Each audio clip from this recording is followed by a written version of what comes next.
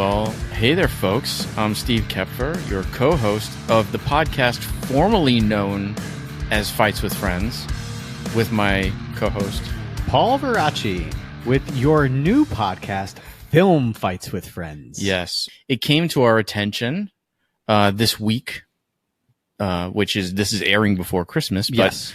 But Merry Christmas. Happy Hanukkah. Happy Hanukkah's in 5 days, I believe. Sure. Yeah, we're airing on the 20th, and I think Hanukkah starts on Christmas Day this year. Half my family celebrates Hanukkah. There you go. Yeah. That'd be Hanukkah.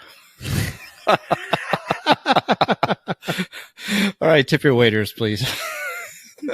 He's here all week, folks. Yeah, seriously. But it came to our attention. There's not another podcast called Fights with Friends, but there is a YouTube channel called Fights with Friends that does live fight breakdowns on MMA reactions. Yeah, MMA. It's like reaction video. Yeah. So you guys should definitely check that channel out. But we will be, from this point on, calling our show Film Fights with Friends. So yeah, I think that makes more sense anyway. It works. Yeah, totally. It works. Blessing in disguise. It speaks to what we do, right? Yeah. Yeah. So anyway, Film Fights with Friends. So this is technically our first episode of Film Fights with Friends. Wow, I'm nervous again. Totally, dude. But anyway, today on the show, Film Jitsu. Film Jitsu. That's right. We have something coming up with Film Jitsu. Actually. Yes, Film Jitsu, a new documentary by Preston Thomas. It's his second feature, first documentary. And this is the film that's going to be our first live event. We're going to have a advanced screening here in New York City. February 8th? Yes, February 8th, 1 o'clock in the afternoon. It's an afternoon screening, and it's free to all our Patreon subscribers. Nice. Yes, so if you're not subscribing to our Patreon, you should start right now. Yeah, and, come see a movie and hang out with us. Walk the red carpet. Come to the after party. And afterwards, come have a beer with us. Yeah, totally. It'll be fun. We'll do Film Fights with Friends in a bar in Brooklyn. Speaking of bars. Yeah. Actually, this has nothing to do with that. What have you been up to? Me? Yeah.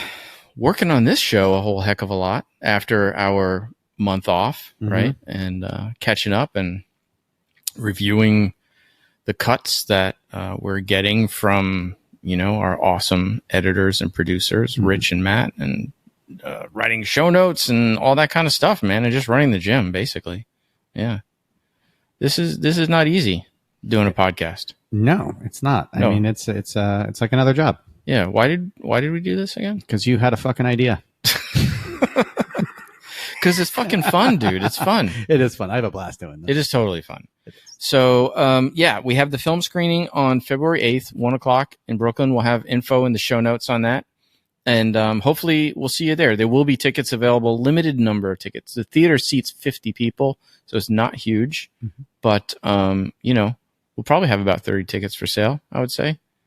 Who knows? Maybe they're all sold out by the time this airs, which would be amazing. That's right. That'd be a nice Christmas present. And you got to wait until it gets distribution. Yeah. Yeah, totally. But it's a fascinating film and some really great interviews with some legends in the grappling world, film world. He's got footage of David Leitch training, which is not often seen. Not current David Leitch. There's a lot of video of him, of the old David Leitch out there. But anyway, yeah. So I'm looking forward to it. So we got Preston on the show today talking about his life as a filmmaker, a martial artist, and how he got to make this movie. Nice, man. Yeah. So we've also got coming up after that, we have the art of film. Art of movie making? Yes. I always want to say the art of filmmaking movie festival. Yeah. It kind of flows. Does it?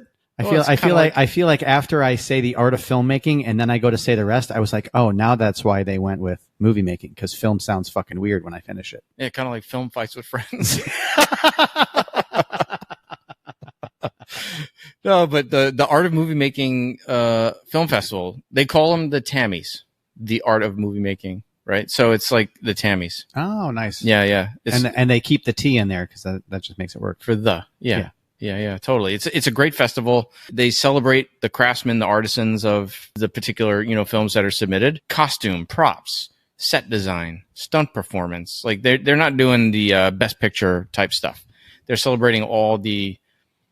We've talked about it before. I hate the term below the line, but it is all the craftsmen, the engine that makes a movie run. Yeah. Right. It's a great festival. They have great networking events, and the winner of the best stunt performance will be on this show. Yeah. Yeah. So that's pretty freaking cool, dude.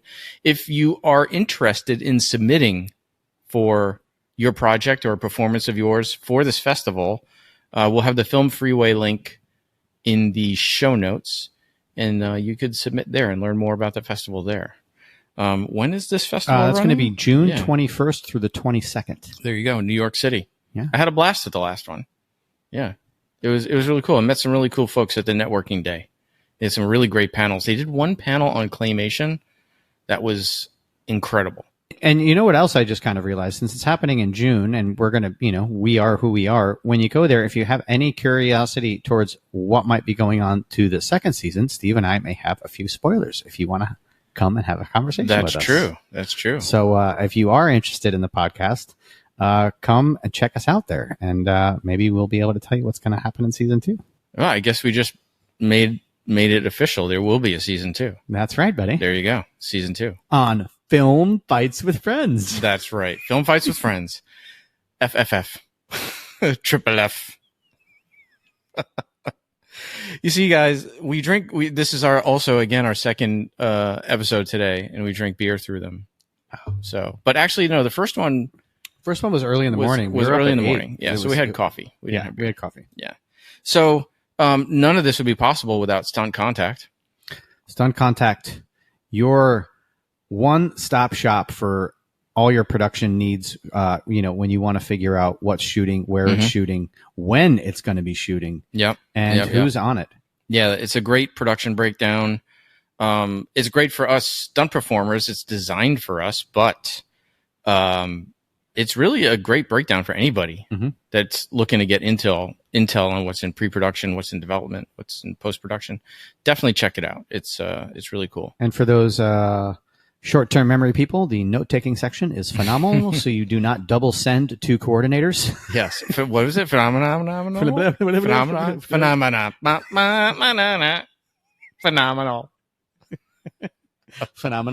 By the way, it is Christmas this week. Merry Christmas, brother.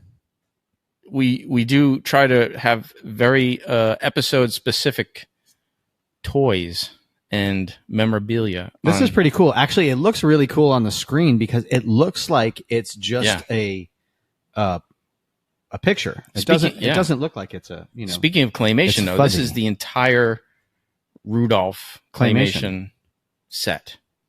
Of course, I love watching that every year. Oh, me too. It's the best. It's the best. And we decorated our desk too with lights, although I don't know how well you can see them, but with the lights on in here. But did you ever watch the funny adult one when they swear and stuff? It's really funny. No. Find it on YouTube. We'll put it in the show notes. Totally. And then, of course, did we mention Brett Copes? Brett Copes? Fight or Flight Entertainment. Yeah. If Santa needed rigging. Right. If Santa needed rigging to fly. Or to get off a roof. To get back up the chimney. That fat fuck. Brett Copes would be the guy to set it up.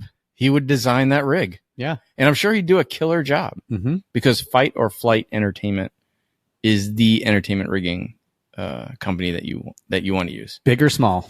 For human performance, not to step on our IATSE brothers' toes, but this is for rigging for human performance. And Brett is the man. Yeah. Yeah, for sure. So definitely that. And of course, there's Breakfall Studios. If you want to work with us on a project. That's us. That's us. You can hit us up. We're available. We're Come here. down here. You can rent out space. We train actors. We've got all kinds of great things going on. Yeah, man. Paul, before we move on to Preston, do you find that people, like when people are thinking of this podcast, and I thought of this because of the new name, Film Fights with Friends, specifically the name film, the word film that we're adding to it? Yeah. Because I feel like people think because you and I are in the stunt business, they think this is a stunt podcast. They do. And then also, I think people who just know us in general, think it's just about fights. Yeah. Because again, like a martial arts podcast. A martial arts podcast. Yeah. So yeah, I think the film is going to, hopefully help, dispel some myths. Yeah, about what this is. Because this really is a filmmaking podcast. Yeah. I mean, we've had writers, directors, actors, obviously stunt performers, editors, animators. I mean, we use a fight and we use a fight sequence as a platform, to take off the interview. But essentially, it's about the filmmaking process of making a fight, and then we love to just go down our rabbit hole and for sure, and just nerd out and ask questions. Yeah, man, it's a action filmmaking podcast. Because I mean, we even have an anime episode. That episode with Andy was amazing. Yeah, I can't wait. And it's what do you mean you can't wait? It happened already. Well, no, I mean I can't. You know what I mean. We're back in time talking about future time. See, when we're recording this now, we haven't dropped it yet. But when this airs, it will have dropped. Have you seen Blue-Eyed Samurai on Netflix yet? No, it's on my queue because it's supposed to be awesome. I may know an animator on that. Oh, cool. Yeah, you got to check it out. Yeah, totally. Believe it or not, it could be. It got some Emmy nominations, I believe. Yeah. Very cool. So I wanted to see if you felt the same as I did regarding adding the word film to. I think it's actually a bit more appropriate for us. Mm-hmm. Yeah, I like it. I'm okay with it. I've been mulling it over now for 20 minutes. So thank you to the Fights with Friends YouTube. I mean, honestly, we didn't find them because they're not a podcast. So when we were searching other podcasts, we didn't want to rip on somebody's name. No, we didn't. We actually looked, and then we were kind of surprised, and then we noticed that there wasn't any activity when we first looked. Yeah. So we're like, okay, maybe they're done. Yeah, totally. So having said all that, we will be having a new name, and so you will follow us on social media and all that at the new handles. And the best part about the name change is you can still follow us in the same place. Yeah, we're just updating all our socials, but you don't have to change your subscriptions or any of that kind of bullshit. We're still where we were. So continue to like us, follow us, share us, subscribe us, give us thumbs up, emoji, stars, reviews, whatever you need to do to show us hearts, love, pray hands, whatever the fuck this one is. Yeah, give us everybody listening to this, please give us a Christmas gift of a review on IMDb. IMDb really gets us at the top of the search engine at the SEO. So get us a review on IMDb and give us some stars on IMDb. That would be an amazing Christmas gift. And if you write a review like we have in the past, we will read it on the show, even if it's bad, for sure. Even if you're a Grinch. Even if you're a Grinch. Or a Krampus. Merry Krampus. Merry Krampus. Anyway, man, I think it's about time to bring in Preston. That's right, brother. Here we go. All right, let's do it. Yo, welcome, Preston. Hey, guys. What's going on, buddy? You. Yo. So, Preston, Merry Christmas, man. Merry Christmas. This is our Happy Christmas holidays. episode. This is awesome. The Christmas episode. You are our gift to the listeners. Wow. And the watchers. I'm sorry I forgot my Santa hat. Yeah, that's it. That's it, man. Hey, and you know what else we're getting for Christmas, Preston? What? We're getting a new name for the podcast. That's right. We are. It's new name time, guys. Yeah. We found out there's an 8-year-old YouTube channel with the name Fights with Friends. On MMA. Yeah. Yeah, it's an MMA reaction video channel. We don't want to fuck with that guy.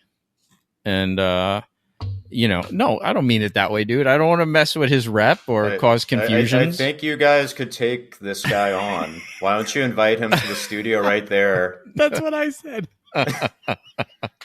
The Battle Royale. We have a Battle Royale for the name. Fights with Friends. No, but we will be changing the name. And so what we're looking at is Film Fights with Friends. Yeah. So once we make sure nobody else has that name, which I don't think they do, we'll triple check. We will triple check, quadruple, and then switch everything over. So you're actually our first Film Fights with Friends guest. Yeah. Wow. There we go. So welcome. Yeah, man. It's like a brand new podcast. It kind of is. I'm nervous. Are you, Paul? If you all listen to our pilot episode, that's the first thing Paul said. I'm nervous. How are things in LA, dude? Things are good. Just plugging away. I've been pretty busy lately. Lots of premieres. No, I just did a private premiere. I have to put in the qualifier private because that impacts film festival eligibility in some cases. So if any festival programmers are listening, this was a private premiere, not a public one. Yes, and the screening that we will do in New York, which is free to all our Patreon subscribers, is an advanced screening. Correct. It's the same category of private, not impacting festival premiere status. Yeah, a lot of some festivals want you to be a state premiere or whatever. Or even world premiere if it's but so it was a screening here in LA in a theater called the Limley, actually the Limley Monica Film Center. That's the Limley branch in Santa Monica, which right by the beach, right by the Pacific Ocean.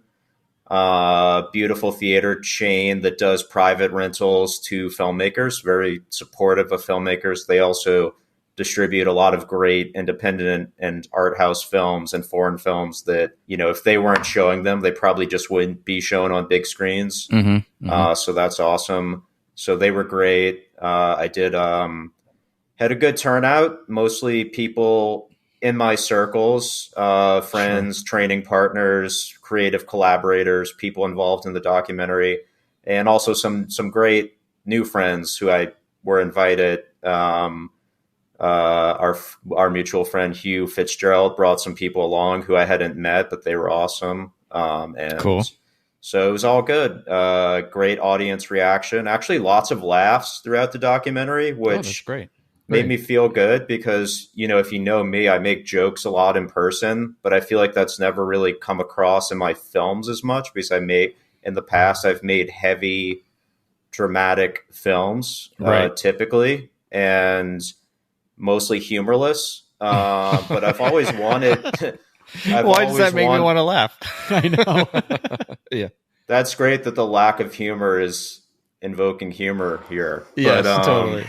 Yeah, but I've always wanted to do something that would make people laugh, and it turns out, I guess, the way to do it was by doing a martial arts documentary, which I did not approach it in a comedic way deliberately, but I think watching so many episodes of like those shows like Curb Your Enthusiasm, where it's shot in like a documentary style, and I think I took kind of a Curb Your Enthusiasm approach, especially shooting the combat sambo stunt training session with you guys, the way I did the quick pans and some of the jump cutting and a lot of us looking at camera like this.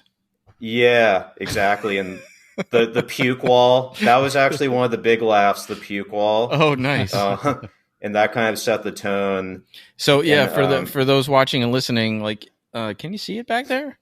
No, but on the wall back there, we have the puke wall, which is so if you puke in training, you get to sign the wall. Yeah, sign the wall. It's great. The people in the audience love that. And obviously other people, Erik Paulson got a lot of laughs in the documentary. Yes. Roman, actually, my sensei, Gokor Chivichyan, who we'll probably talk about, he got laughs too. I think those years of being under Gene LaBelle, that twisted sense of humor, I think rubbed off on Sensei Gokor. Yeah. And so it was good. I was pleased with how the audience reacted. We did a little Q&A panel afterwards with myself and Hugh, Roman Matichian, who is a former, he fought in the UFC. I think he got the quickest ankle lock in UFC history at that time. This was like maybe 2007, 2008. So maybe someone's beat the record since then. But then he long-term had his sights set on being an actor and getting into Hollywood. I think Sensei Gene LaBelle helped facilitate that, getting him into stunts and then acting. And so Roman is a great guy. He was in Wick. I think he was in Wick 1 as just one of the Russian thugs. But then in Wick 3... Yeah, but then in Wick 3, he actually appears and has a couple of lines in a scene with Keanu Reeves where he comes and presents the medallion or whatever to gain admission. I think that was when he's going to meet Angelica Houston. I forget exactly. And the third one? But yeah. yeah. Parabellum. It's one of the underground clubs where he has to show the medal or whatever. The coin to get in. And Roman is the guy in the desk looking all dour, speaking Russian. Cool. Yeah. So yeah, it was a good Q&A. Let's dial it back just a little bit. Yeah, for sure. Yeah. So let's go back to, I mean, did you always know you wanted to be a filmmaker? At what point? And let's just also say that you're a martial artist yourself and a grappler yourself. And pretty good grappler. Yeah, totally. Oh, thank you. Come on. You're starting to make a name for yourself, right? Yeah. Thank you. I would say. That's not a question. That's a statement. Thank you. I've started competing. So I'm already I'm already 31, so I'm already in the masters divisions. So I have no illusion. I have no grand plans or designs of going pro as a grappler. Well, not as a competitor. I have thought about teaching. But I figure if teaching is something that might be in my future, the more I can compete, the better. Sure. So I've tried to, I've done jiu-jitsu competitions, judo competitions. Right. I'd like to do a sambo one. They're just so rare. There actually is one in Las Vegas coming up next month, but I already signed up for a jiu-jitsu tournament in San Diego on the same day. So, oh wow. Well, maybe we'll see you in March at the Arnold's. Oh, okay. Yeah. I'll have to maybe look in and sign up to that. But, pencil that in. Yeah. Because we'll see you in February at the screening, February 8th, right, for those listening, the screening here in New York. And then a month later, we could see you in Ohio at the Arnold's.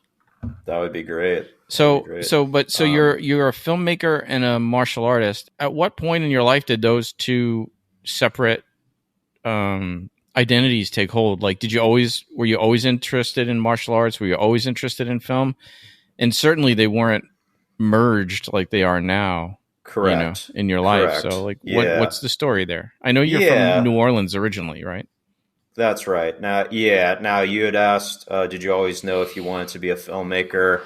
The answer is, I think maybe deep down I knew, but that didn't become a conscious thought until fairly late, like near the end of my undergrad career. I always loved cinema. I always had an appreciation. I think, as a kid, we had a kid of the 90s. There was still analog, so we had a huge VHS collection.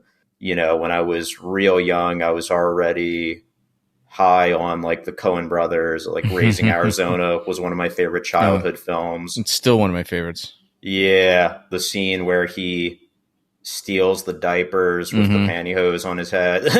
Just one of my favorite scenes as a 4 or 5-year-old kid. And I mean, I was watching all the classic mob movies when I was like 11 or 12 years old. Godfather, Goodfellas, Scarface, Casino. Sure.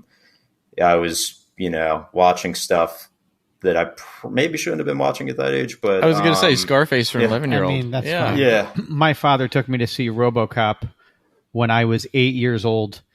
Skipped school, missed a half a day of school on a Monday, took me to a matinee, and then dropped me off at school at about 11:30 p.m. after I went in third grade. After I went and saw RoboCop. So I told Peter Weller that, and he said he lost a little bit of faith in humanity. That's great. So you were sort of getting indoctrinated into the world of movies as a youth. Were your parents big movie buffs? Were they big movie goers? Yeah, I mean, I'd say both of my parents were big movie buffs. They had a respectable VHS and DVD collection. It was really a way that my mom and I bonded over movies, and to some extent with my dad as well. Movies were just huge in my upbringing. Me too. And still, whenever I'm home, visiting my mom, we always sit down, watch movies, go to movies, go to the art house theaters in New Orleans. Well, your mom, when you were shooting here, at least your documentary, your mom was your PA. Yeah, actually, I gave her the credit production manager. Oh, that's cool. Yeah. But yeah, so when I told her I was going to New York to do that, she was like, "Oh, well, I want to come. I'll just help, do whatever you need, but I'll just be there to support." So that's how that cool. happened. But that's a great mom. Mm-hmm. Yeah, for sure. I love my mom. I made my first feature film was about my mom, or like her life as a young single mom. Oh, what's the name of the film, and where can people watch it? Matriarch, Amazon Prime. Cool. It's Matriarch. There's a horror film called Matriarch that I think came out in the same year or around the same time. So it's not the horror film. It's the drama, coming of age, young single mom Matriarch. It was, my first feature. Did it on a micro budget. I did it before COVID, fortunately, like right before, like shot it in September, October 2019. And it was really inspired by, I'd seen like what Richard Linklater had done with Boyhood, how that was inspired by his upbringing. And, it's really a moments driven film rather than a spectacle driven film. And so that kind of made me realize, oh, you can do that. Like you can make a film about just moments growing up, and so I did that. That was kind of the idea, but making it more about my mom than about me. I mean, there is a character, there's the son character that's based on me. Sure. But the mother character is more the focus. So that was film making. Late in college, I got involved with a filmmaking club on campus and just kind of worked on some student films, tried to make my own little short film. I actually just tried to shoot a scene, just take a scene from the play Angels in America and shoot that. And it did not turn out great, but it taught me a lot about how, filmmaking works. So that was my first endeavor. And then after college, I studied history, not film. I did minor in creative writing. I went to the University of Chicago, which is known a lot more for finance, pushing people to Wall Street, right? Medicine, traditional careers. Not so much the arts, although there are some people who've come out of U Chicago. The director, Philip Kaufman, he did the movie The Right Stuff. Oh, and yeah. the weird movie Quills about the Marquis de Sade and a bunch of other. Oh, yeah, with Jeffrey Rush, films. Right? That was with Jeffrey Rush. Yeah, exactly. Yeah. That was actually, I enjoyed that movie, actually. But it was definitely good. weird. If you're into that sort of thing, weirder art house films. What are you trying to say, dude? Yeah, no. But actually, I think David Goodman, the head writer of Family Guy for a while, and also one of the creators of Cobra Kai came out of U Chicago as well. So there have been some people, but not a ton, not as many as say like Harvard or Dartmouth push a lot more alum into entertainment. So, but anyway, so hit pause for a minute. Yeah. What's one thing that you learned in those first student films at college what's one lesson you learned that you're still carrying with you today? That's a good question. I mean, in those early things that I got involved with, my role was more just as a helper, just whatever job I could do on set. And honestly, didn't really learn a lot doing that, but I got exposed to just the chaos of filmmaking. Sure.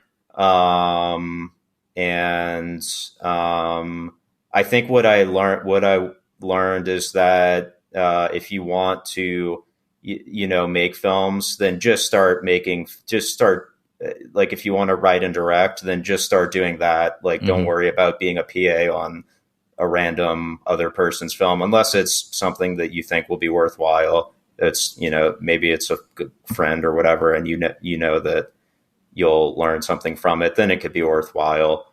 But I would say I would have probably just started making my own projects in college if I had had that perspective at that time. But, you know, that's how you learn. Sure. I graduated. I'd studied creative writing too, so I took some screenwriting classes, which was helpful. Came out of college, got an internship with a film producer in LA named John Shestak, who did some pretty noteworthy movies, like Air Force One with Harrison Ford and a couple of other Harrison Ford films. Oleg Toktarov's first movie, I believe, was Air Force One. Oh, That wow. makes sense because it's like the Russian bad guys. Yep, Yeah, that's an interesting connection that I didn't realize. But so it was essentially, I got a grant from the university to do it. That got me out here in LA. I read scripts and answered the phone and did the typical things that you would do being an assistant or an intern to a producer. So I learned, you know, I got to look at how the development process goes. At that time, things were pretty dead in that office. Like there wasn't anything in production. Something went into production a couple of months afterwards, but it was pretty dry. It kind of taught me how the business works. Like it's peaks and valleys, and there are going to be serious dry spells. And, you know, so I had to go out and, you know, at that time he was not looking to hire an actual paid employee. So I had to go out and try to find a job. It wound up finding a job as a social media coordinator for a weird tech company, which is a whole story unto itself. But it kind of kept me afloat financially. And in that job, I met a great friend and filmmaker named Ardit Sadiku, an Albanian director. He's back in Albania now. He worked as a visual effects artist in LA for a while, for a couple of years, and then got just tired of LA and went back to Albania to keep doing his own independent feature films there. And he did a documentary called Alexander about this amazing guy from Albania who hijacked a warship, like during the fall of communism. This guy hijacked a warship and escaped to Montenegro, and then eventually landed in New York City, and he lives in Queens now. Oh, wow. And he actually works as a concierge at one of the Trump condo buildings. Oh my gosh. So kind of an interesting That's way. a journey. And and apparently he also did Sambo too in Albania, or some type of wrestling competitively. So we're at this point. I know by the time you got to LA, you were already training martial arts. But how did that journey start? Yeah, so that I always loved martial arts. As you know, I did Taekwondo as a kid, as many people did, but it got more serious in high school. I was looking for something. I think I was looking for something kind of spiritual in addition to being physical. So that led me into Shaolin Kung Fu. And I got pretty deep into that, and my Shifu, that's the word in Kung Fu, Shifu or Sifu, like sensei. Yeah. I kind of really looked up to him and regarded him as a father figure. He was a former Shaolin monk who had moved to America, specifically the South, and he opened schools in New Orleans and Mobile, Alabama, and did that for about a year. And then I was also getting more interested in modern day combat sports like MMA, grappling. I was doing research about MMA. I was watched every single episode of the show Human Weapon that you worked on. That was had all those episodes on my iPod, my video iPod. Kind of got disillusioned to traditional Shaolin Kung Fu. I kind of got disillusioned to the kind of culty side of it, and also the fact that it's more, I would say, like a fair way to say it would be that it's more performance oriented, at least the forms, not like Sanshou or Sanda. That's a legit combat art, kickboxing. But the form, like the animal forms and everything, is more performance oriented. So you kind of had the Matthew Polly experience. Exactly. For those listening, Matthew Polly is an author who wrote a book called American Shaolin. Who as a young man, he goes to China to pursue his basically fantasy of becoming a Shaolin monk and stuff, and realizes a lot of the realities of that, you know. But. Yeah, so Matthew, I read that book, American Shaolin, at the time, and then ultimately Matthew Polly was one of the people I interviewed for my documentary film Jitsu. Full circle. And yep. So yeah, so anyway, I took a year or so off just to focus on academics, finishing high school. Then after graduating high school, I walked into a jiu-jitsu gym, NOLA BJJ. That's where I started in Brazilian jiu-jitsu, grappling, and also that's where I trained under your student, Riley Bodycomb, who is a great grappler.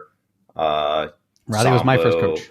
Mm-hmm. Yeah, that's awesome. Yeah, so so we have a little lineage connection here. Yeah, that's cool. Exactly. So I was learning. This was before leg locks exploded on the grappling scene. You know, we were kind of ahead of the curve, learning a hybrid style of grappling with leg locks and, you know, a focus on takedowns. And so what you're seeing in no-gi grappling today, I was getting a taste of that with Riley at that time. And then after moving to LA, I continued on a little bit in college with judo. There was a judo club on campus, so I got some experience in judo. And then after graduating college and moving to LA, I continued at Renzo Gracie, Los Angeles, Professor Sean Williams, who was part of the same OG Renzo Gracie crew with Matt Serra and John Donaher back in like the late 90s and early 2000s. He eventually moved to Nashville and opened a school there. So he's no longer running the LA school, but another person from that lineage is running it now. And so I still train there. They gave me my blue belt, my purple belt, still a purple belt currently, and also realized that I wanted to also pick up again where I'd kind of left off with Riley, with studying sambo and wrestling, takedowns, leg locks. And so I wanted to I sought out, you know, where can I train in like wrestling or judo or sambo? And then it clicked, you know, I'd heard the name Gokor Chivichyan. He was someone I had heard about when I was researching grappling and MMA when I was younger. And it never somehow I thought it would be amazing to train with that guy. But then I realized, like, wait, he's not that far. Like, he's in the Valley or North Hollywood.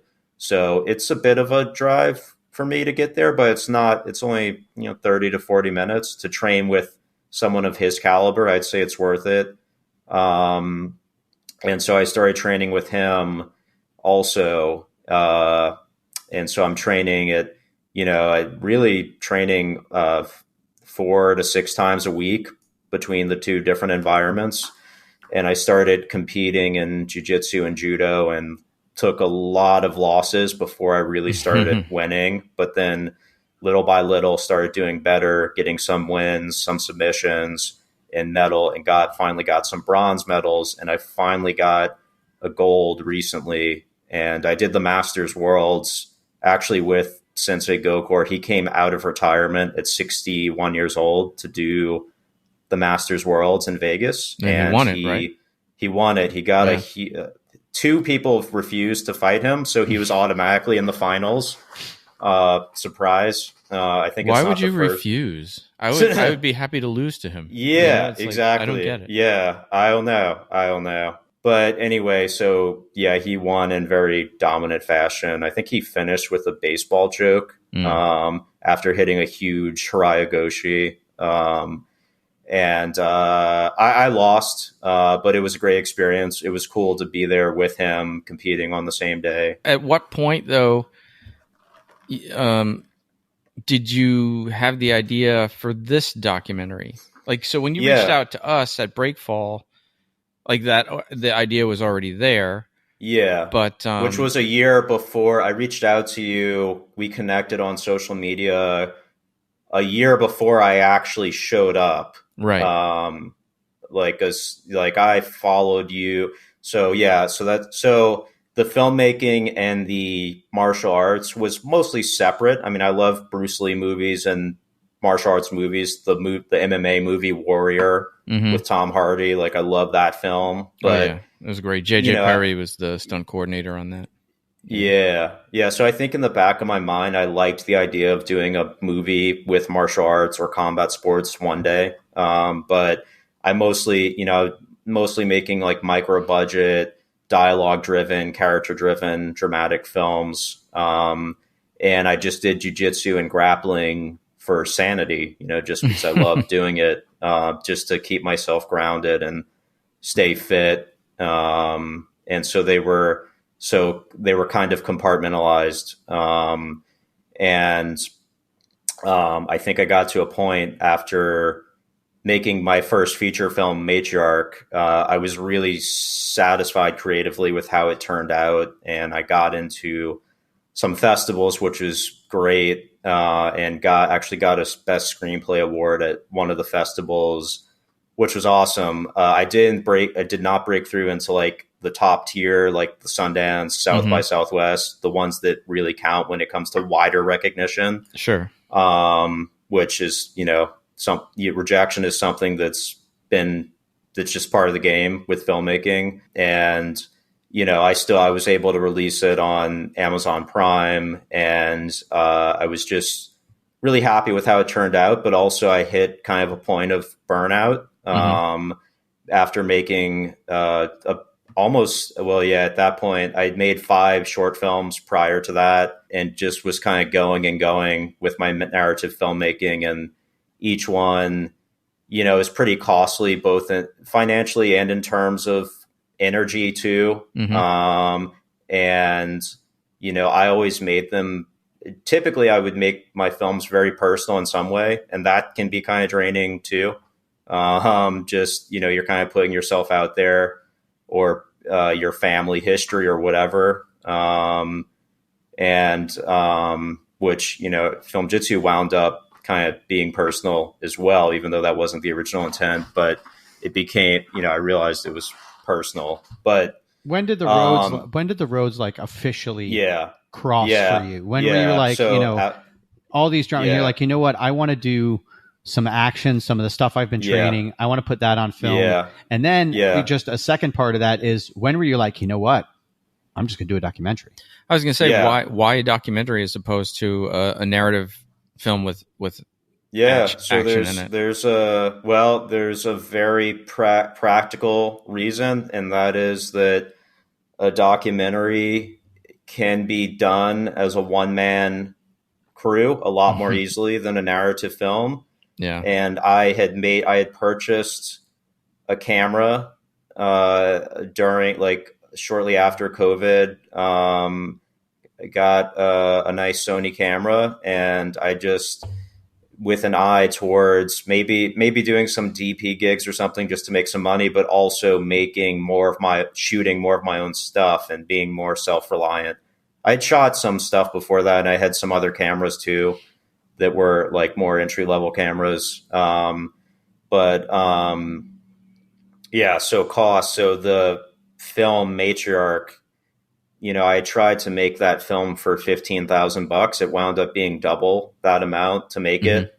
So like, even at the lowest micro budget levels of narrative filmmaking, you're still probably going to spend at least tens of thousands to make a feature. Sure. We were just on a micro budget that was like 35,000. And it was kind of amazing what you get for 35,000 when people are willing to support you. Yeah, exactly. Like, even with that 30,000, that was still with a lot of favors and still a lot of volunteer work, which I'm eternally grateful for. But that's even with spending $30,000. So obviously I wasn't in a place financially to go right back in and spend that amount of money back to back. I wrote a script for a road trip movie based on my grandma that I told you about, where she met a guy playing Scrabble online and then went on a road trip with him. I still want to do that film, and I thought about making the guy who she meets some kind of retired jiu-jitsu or wrestling coach or something, or MMA coach. to tie it in with the martial arts stuff. Sure. Just to put a pause on that, the reason he told me that story was because I told him that my wife and I met online playing Scrabble. That's how we actually first met. And he was like, "Oh my God." My grandma met a guy playing Scrabble who she went on a road trip with in real life in her 70s. Yeah. So that's a potential next project. But anyway, I knew, that's going to be costly to do a road movie. And so I thought in the meantime, I have to do something that I can just do without raising money or saving a lot of money. And I just got this camera that I've been having fun shooting test footage with. And around the same time, I was listening to part of the burnout with, after making the first feature, part of the process of being burned out was me delving deeper, getting deeper and deeper into the martial arts practice, which often had to take a backseat to my filmmaking. Like there had be months at a time where I wasn't training just because, filmmaking can be all consuming. Sure. So I thought, well, now I just need to take a fairly deep dive into martial arts just for sanity. And and the martial arts can be equally all consuming if you let it. Yeah. Which it kind of almost borderline turned into with me getting into competition and stuff. But so I'm still trying to find that right balance, and I'm sure you guys know it's tricky to find the balance there. Yeah. But it's so interesting, right? So this documentary put you in touch with all these people that I'm sure were at that point asking themselves those same questions you're asking yourself now. Right. Yeah. And that's something I explore in the documentary. That's something I asked these guys about. Yeah. So essentially I knew I wanted to do something about, I had the idea of doing a documentary, I guess, generally. But no, I think really the moment was this is another just fateful moment. But, I was listening to a jiu-jitsu grappling focused podcast a lot. The Grappling Central podcast hosted by our mutual friend, Ryan Ford, who lives down in Brazil, but he's from Atlanta, Georgia. Yep. Great guy. I've been on his show a bunch of times. Yeah. Yeah. Now it's BJJ Fanatics podcast. But it was when he first started, it was Grappling Central podcast. And I discovered it, like my former coach, Sean Williams, had been on there. You were on it multiple times. It's my sensei Gokor, but a who's who, everybody in the jiu-jitsu or grappling world, like all the greats, Marcelo Garcia, Hodger Gracie, Henzo Gracie, everybody has been, Josh Barnett, Erik Paulson, everyone, whether it's jiu-jitsu, he's had Dan Gable from the wrestling world. He's had people from the judo world. Everybody in grappling has been on that podcast. And I discovered it after it had been around for a few years. So I was just binging that podcast. Yeah. And I found that episode with you in the archives. And also, Riley, your student, Riley Bodycomb, was on there too at some point. And I listened to the episode with you, and you talked about how the Sambo career led to you being hired to work on the Wick films because the director, Chad Stahelski, found you on YouTube. At that time, you were like the only Sambo-related channel on YouTube. Yeah. So it wasn't too hard for him to find you. And obviously, he's a huge martial arts nerd. So, the fact that he even knew what Sambo is. Yeah, exactly. And he knew that he wanted that to be in the John Wick movies and have that authenticity. That really piqued my interest. And also we had that lineage connection where I trained with Riley. Sure. I just followed you on Instagram, just because I wanted to keep tabs on what you were doing. But you actually followed me back, and I was like, oh, wow. Someone who's accomplished in life followed me back. That was just so I can spam your private messages with sales pitches and stuff. Yeah. But then we started chatting. I mentioned having trained with Riley and also being a filmmaker. And so your career just kind of embodied the intersection of the two worlds. And, I listen, various other people who ultimately wound up being in film Jitsu were on that same podcast. And so that got my interest going. And yeah, so I decided to just start doing it. And my starting point, I decided to just make a podcast, a documentary film exploring the intersection between martial arts, specifically grappling martial arts, and cinema, filmmaking. And you made me realize that stunts is where it all kind of comes together. And stunts is not just falling off buildings and getting blown up and stuff like that, but all of the martial arts stuff is under the stunts umbrella as well.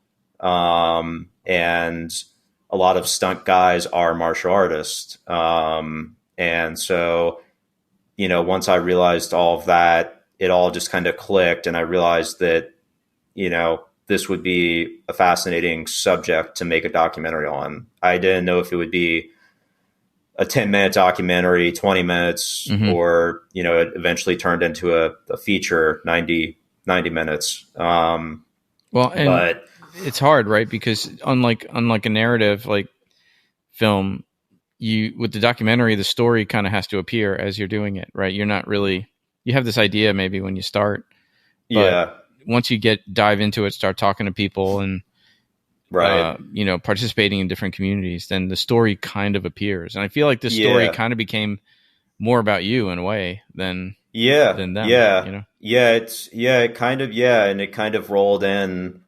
everyone, all the actors and stunt performers and the legends and pioneers. It all, because they're all so important to me, they obviously it all just coalesced in this documentary. But my starting point really, I had a friend, Mustafa El Morsi, who's an actor and stunt performer who had I think he's done a bunch of stunt gigs, and he was on. He's in the film. With, he's pretty much like one of the first people in the film that you. Yeah. He's also he has trained and competed in BJJ and judo, I met him. Well, I met him casting him as the lead actor of one of my short films where he played a Syrian refugee. This short called The Syrian that I did a couple of years back. So it all just started. We had lunch and I told him this idea, and then he said, "That sounds great. I'd love to be a part of it." And then I guess I had stuff going on.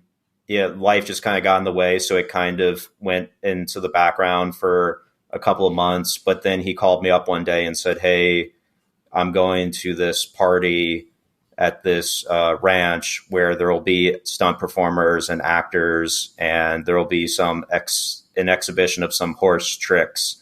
It's a ranch where they train stunt performers and actors and horses, and they loan out horses to movie productions." And what's the name of the ranch? Double Six Ranch, owned by a guy named Ty Nitty, who's like a master horseman.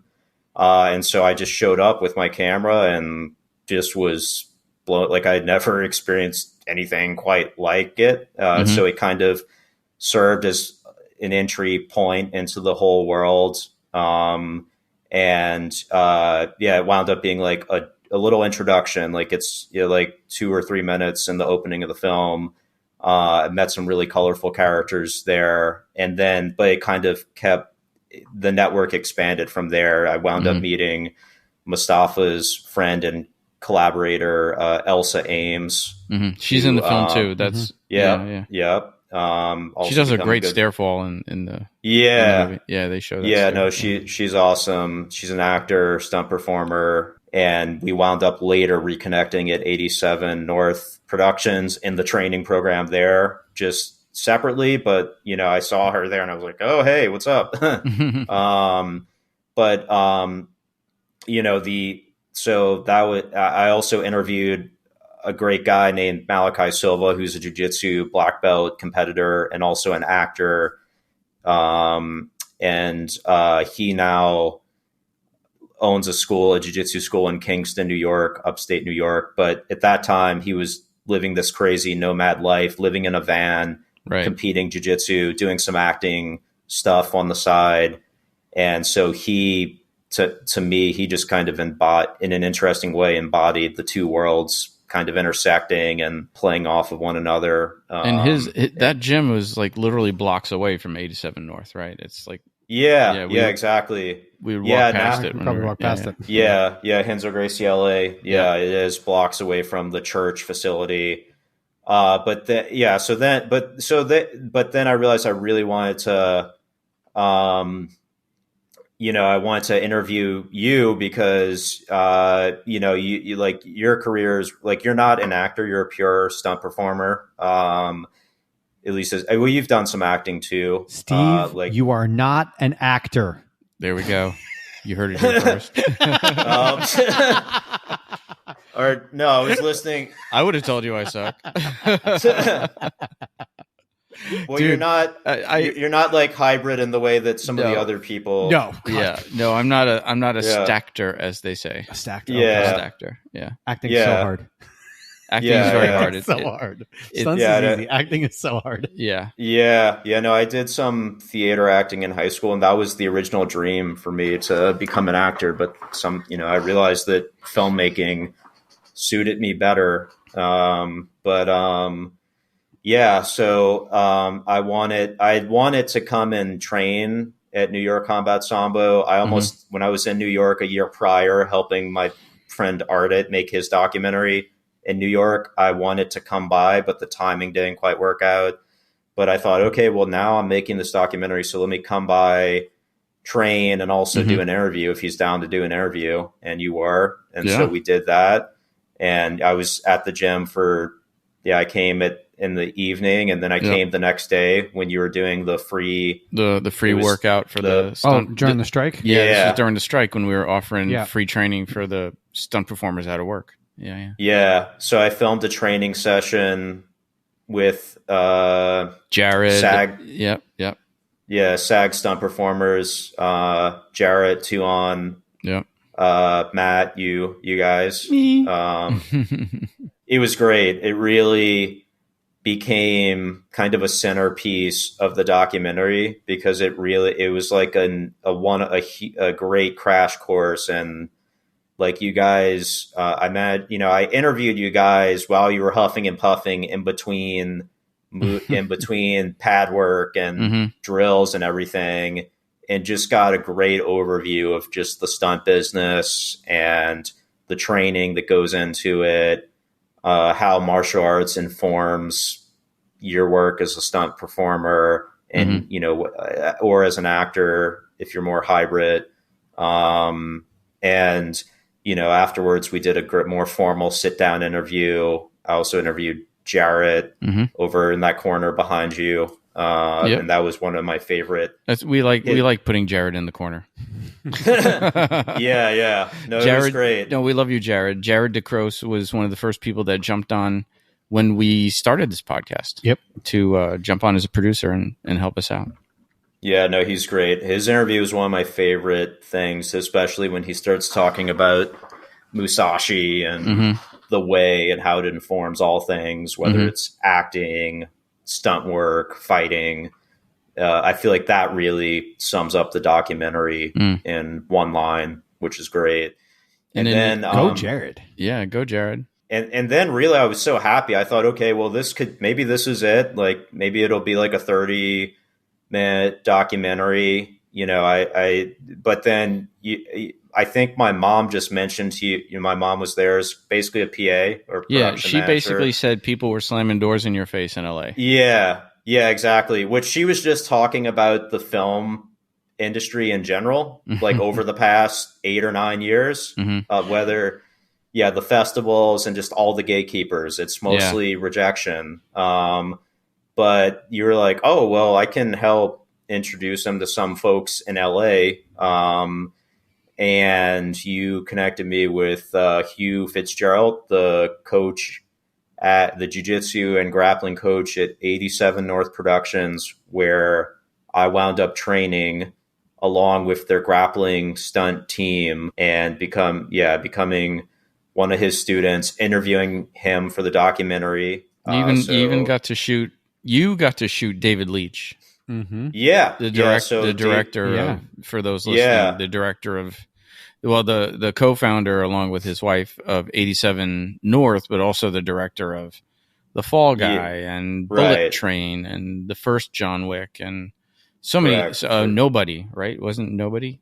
He didn't direct Nobody, but they produced it. Right? But I think Atomic Blonde, Deadpool 2, Hobbs and Shaw. So he's done original movies, and he's also jumped into these big franchises. But he's also a lifelong martial artist. Muay Thai. So that's all covered. So it's a lot of history to cover in a short amount of time, but it's all covered in the documentary. So that's a plug. But dude, this whole episode is a plug. Exactly. I appreciate it. Film Jitsu. February 8th, 2025, New York advanced screening. Don't forget. Hell yeah. The Stewart Cinema and Cafe in Brooklyn. Yes. I feel like every once in a while throughout the episode, I should have just been whispering like Film Jitsu. Film Jitsu. But we'll have the links in the show notes for our Patreon and the IMDb page for your film and all that kind of stuff, so people can keep tabs. But so you're at 87 North, and of course Gokor was an easy interview for you. Him. So Sensei Gokor, I'd already been training with him. So when I first went to him to study with him and meet him, I kind of had the idea for this documentary brewing, but I didn't start training with him specifically to be able to have him in a documentary. I mean, the primary motivation was to learn from him and get really good at takedowns, and he's got a hybrid style of grappling with elements of judo, sambo, catch wrestling, jiu-jitsu. At that time, Sensei Gene LaBelle, we go over him in the documentary, but a legend in both martial arts and stunts. He was pro wrestling. Yeah.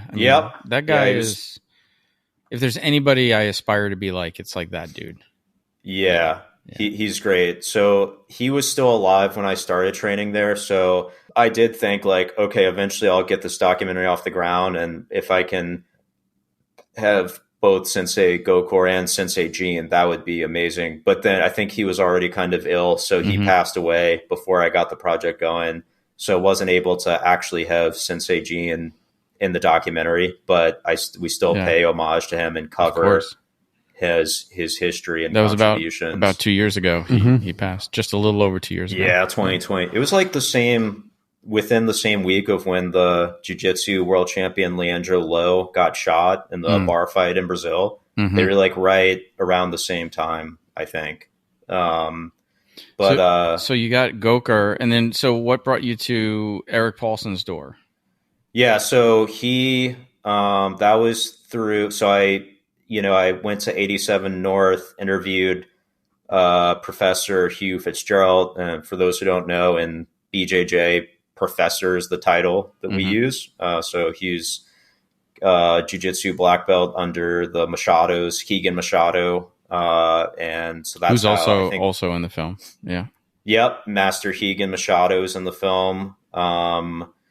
And so Hugh connected me with Erik Paulson, Sensei Erik Paulson, who, if you're into MMA or grappling, he's a legend.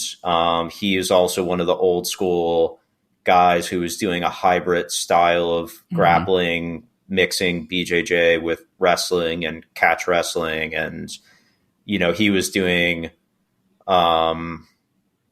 leg locks back in the day. He studied Shudo, or a style of catch wrestling that was pretty leg lock heavy under a Japanese catch wrestler, Yuri Nakamura, who was at the Inosanto Academy where Erik was training alongside future director Chad Stahelski and David Leitch and all the other Brandon guys. Lee and Brandon Lee, Jeff Amada, lots of people. Jonathan Eusebio, who's the director now, and all those guys kind of had their origins there at the Inosanto Academy, which I cover in the documentary. So Hugh had trained with Erik, I think, both being in that Inosanto Academy family under Guru Dan Inosanto, who, martial arts people will know this already, but he was a training partner of Bruce Lee, but he also taught Bruce Lee Filipino martial arts, Kali, Salat, and so forth. And then he learned Bruce Lee's style Jeet Kune Do, and now at the Inosanto Academy, they teach all of it, but they also do jiu-jitsu, and they had the catch wrestling class at that time, I guess. And so Hugh was tight with Erik Paulson, I guess, from back in the day. And so he just gave, he reached out to him on my behalf and gave me his number, and I reached out to him and wound up chatting with him on the phone. And, I was a little intimidated reaching out to him, but he was super cool. We planned a day for me to come down to his academy, Combat Submission Wrestling in Orange County. And I did the interview with him, and it was great. It was definitely like a highlight for me of, just meeting a legend like that. And like Gokor and like Rigan and others are kind of in that rarefied air too. But like with Gokor, I'd already known him and trained with him. So he had kind of been sort of demystified, or just, I knew him well by that point. But with Erik, it was my first time meeting him while interviewing him. And, it was just, it's pretty cool. A memorable experience. I remember the first time I went to his gym, and like, he was like, "Oh, can you teach a class?" And I was like, "Really?" Yeah. And I have this picture of me and him standing next to each other over there in Fullerton teaching. Yeah. It's still one of my favorite pictures, because I couldn't believe I was standing there right next to Erik Paulson teaching. Oh, it's, yeah. What were you going to say, Paul? So I was going to say, you have all, now you have all this footage. You interviewed all of these legends. How do you decide the pacing and how to edit this, and what to put in and what not to? Yeah, it was tricky. It was a year and a half where I was filming, and then towards the end of the filming, I was also editing too, and that helped me realize what additional footage I needed. Like a lot of the martial arts, the footage of like Gokor and Erik teaching classes, that came after I did the interviews. I went back and filmed that stuff to fill it in. But yeah, it was a ton of footage, hours and hours, and I really poured over it. And I think I started, so actually, I got so much with all, the legends and the pioneers and, the stuff. Even really, the new legends, you've got Kit Dale in there. And you've got, it's kind of a who's who of. Yeah. So I did my first cut. So I started it almost felt like it could be, it was almost like multiple documentaries. And so originally I did a cut that was started at New York Combat Sambo, your interview, and then and then 87 North and Hugh, and then Erik and Gokor. And then at that time, those were all the interview. And those were mainly the interviews I had. And so I did a cut that was just that. So, it was a lot more, it would have been appealing to deep martial arts nerds, but it kind of had more of a feel of like a podcast or something with just interview, like a web series strung together. Yeah. Like it had some action and some training footage cut into it, but not as much as wound up being in the final cut. And then it wasn't obvious to me how like all the footage would fit together. But then my friend Ardit, he was one of the people who kind of gave me editorial notes. And there was another great filmmaker named Luke Yalva who wound up being the colorist, who I didn't really know him, but he was a friend of Ardit's, so we had a like friend of a friend situation. But Ardit is basically like my best friend. So, but when it comes to like the film, like we've collaborated together a little bit, made some short films together, and then we've also helped each other in whatever ways we could on our feature films. And when it comes to like creative stuff, he really leaves the friendship out of it. Like perfect. It's all business. Objectivity is the best friend to have. Yeah. And then my buddy, Luke, he and I, we had met before, but didn't really know each other. But he was coming at it as a guy. He edited a lot of documentaries, worked as an editor and a visual effects artist in Hollywood. And he loves cinema, but he's not really into martial arts or stunts. So he was kind of giving me the perspective of someone who isn't really deep into these worlds. He's just viewing it as a cinema documentary consumer. So it was good. And so, but the main note I got was, or like from my friend Ardit, like you need to have some sort, like the original cut did not have the voiceover narration. It just, I did my best to cut the interviews together and put them together logically without a voiceover.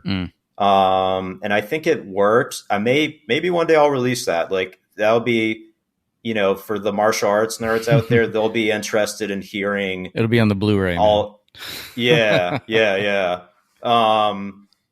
But it goes a lot more into the technical martial arts, especially with Erik, goes a lot more in the technical wonkery of grappling. But the main note was do a voiceover so that you can like kind of give context and perspective and all this. And it'll also help you figure out what B-roll you need to use. And also, I wasn't sure that the stuff I shot earlier in the year with the horse ranch, and also my friends Mustafa and Elsa and Malachi. I knew it was good stuff, but I wasn't sure the connection wasn't obvious to me. But then I took the time to write out a voiceover narration, and I took my time and refined it and read it out loud and recorded it on my iPhone and did that a couple of times. And then it all helped inform the way everything ultimately came together. And it served as a roadmap actually for the editing and all the shots that I wound up using, and the way that I managed to connect the interviews. I forgot, obviously when I was on the East Coast to interview you, I also interviewed the author, Matthew Polly. And American Shaolin mentioned before. Yeah. And so that was, like figuring out, how do I go from Erik Paulson to Matthew Polly? Right. But I just naturally doing the voiceover helped me thread it all together logically. And then obviously I found there are thematic points of intersection. Like Erik Paulson is talking about Brandon Lee, and Matthew Polly talks about Brandon Lee because he wrote Bruce's biography. Yeah. Right. The Bruce Lee A Life, which is basically the only like really legit biography of Bruce Lee that's like scholarly, highly worth reading if you can handle reading a 500-page biography of Bruce Lee. And so it was a real challenge, but it was I tried to really take my time with it, but also give myself some time constraints too, because documentaries can turn into years long. Like actually our friend Guru Alvin Katakutan. Right. Hopefully sorry, Guru. I hope I said the last name correctly. He told me that he has a buddy who's been working on a martial arts documentary for 10 years. And it's just become like his way of like meeting his heroes and like meeting cool people doing the documentary. And that's what it was for me too. But like, I also wanted to, you want to actually finish put a cap. Yeah. Actually finish it. Yeah. Get it out there and move on to the next thing. And so what is the next thing? So this is going into festivals, and then what do you got? You got anything new on the horizon? Yeah. Well, besides right now, the Scrabble road trip. Well, there's that, which, I I think this documentary actually taught me that, the way I did this documentary as a one-man crew, you could do this. You could do a narrative film this way as well. It would be challenging, but it's doable. So that would be a way to make some narrative projects more feasible. Like if I can shoot them in this kind of style, scale down, shooting, recording sound myself, or maybe using a crew of like, 1, 2, or 3 people, whatever. I mean, dude, did you see the new 28 years later? Yeah, it's all done on an iPhone. They shot the whole thing on an iPhone. I mean, they had some pretty cool setups for the iPhone. I mean, yeah, they had it was an iPhone in it. You have great lighting and rigs and stuff like that, but still, Right. I mean, you basically, if you have a good story to tell, you can figure out a way to tell it. Yeah, it's all about the story. But there's that also in the documentary. So I mentioned my friend Malachi Silva, who now is a jiu-jitsu gym owner in upstate New York.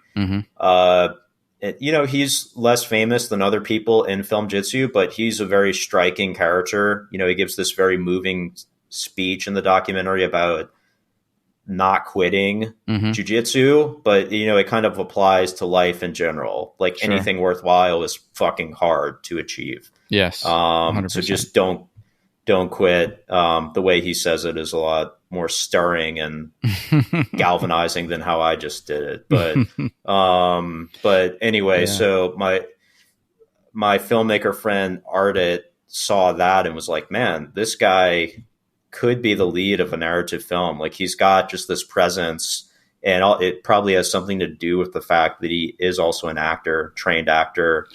Got masters in acting from USC, I believe. But we thought of an idea of doing like a contemporary kind of Karate Kid with him playing like a thinly fictionalized version of himself, being a gym owner. In terms of cost effectiveness, we could conceivably film in his gym, so that would be practical in and around that area in upstate New York. And there's really good tax incentives here right now. Yeah. And I've learned, like, now at this point, I made film jitsu, like a significant part of it is in New York City, and also helped with my friend Ardit's documentary Alexander about the immigrant who stole the warship and landed in Queens. And we learned that filming even in New York City itself is pretty open. Like I would say easier than in LA. Like it's much more of a indie film town, I think. New York. Yeah. If you know somebody, you can probably film anywhere. If you know the right person. Yeah. Like the film Alexander, we were following, his name is Alexander Gruda, the immigrant. And we were just following him around in his ordinary life. And he wanted to do some shopping, like buy shoes or something in the big Macy's in Times Square. And we followed him in there filming everything, and nobody said a word to us about, just that's New York, man. Yeah. Hey, listen, as long as you're mobile and you have no legs on the ground, there's no film permit needed. I mean, I was talking about an idea of remember the idea I had of a guy got a cell phone stolen and he was listening to his earpods. Oh yeah. And then he's running after the guy, and he doesn't know who it is though, and he keeps losing the connection and getting the connection, and then he figures out who it is, and they go on a chase. Yeah. Because of the Bluetooth. And now if anybody steals that idea, we're going to come find you. Yeah, whatever. So I threw it out to a coordinator, and literally his response was, I know the fire chief at Grand Central if you want to do this. And I was like, wait, this is just hold on. It's that kind of town. New York is very, kind of very small, very small. And plus everything is so compact and close together. Just walking through the city, you're walking through film sets and you're seeing people that you know. But so what, that would be great, man. If you're shooting something here in New York, that would be cool. And we get you here on the mats a little more too. Yeah, absolutely. Yeah. So I love New York. I don't know if I would ever actually live in New York due to the expense. But it's great. So any project that can get me back there would be awesome. So that's that's one of them. And so so at this point, I need to see what the next thing will be. But the next thing that will be is the advanced screening of Film Jitsu on February 8th, 2025. That's right. It's just around the corner. And all of our Patreon members who can make it, we will see you there. Yeah. Patreon members for free. We'll have a limited number of tickets available too. And that info, well, by the time this airs, that info should already be up and out there and available. But, we hope to see everybody there, man. Yeah. How can people follow you, Preston? Yeah. So you can follow me. You can, if you're old school, you can friend request me on Facebook, or you can, maybe even MySpace too. Or you can follow me. You could, I think my MySpace still exists. Is that one of those humorous moments that people didn't know you were funny? MySpace. Yeah, totally. No, I actually stole that from Josh Barnett in an interview. He said, "Oh, I still have MySpace." Oh my god! Yeah, that's hilarious. Yeah, but no, on Instagram, so I'm a.preston.thomas. A is my first initial. My first name is Andrew. Oh, cool. My website is aprestonThomas.com. That you can go find my old short films or my first feature film, Matriarch. There's a link to that. We can link that stuff in the show notes too, so people can find it. There's a website for Film Jitsu. There's an Instagram account for Film Jitsu that's just film.jitsu on Instagram. Cool. Filmjitsudoc.com.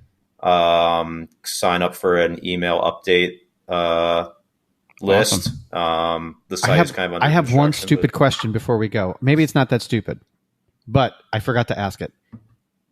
The documentary was about 90 minutes, right? Give or take. Yep. How much footage did you cut to 90 minutes? So I'm sorry to say I don't know myself, but I think it's at least. You spent hours and hours here. No, that's what So like with you guys, I filmed probably a total of easily 5 hours or 6 hours. I don't know. So I think, and then I filmed a lot training at 87 North. I wound up filming a lot of training stuff there too. And it got to a point where I don't know, is this really going to be in the documentary, or is this, just good stuff for us to have as a training group? But I was like, I should watch all of it just in case there's some snippet here or there that might be good for the documentary.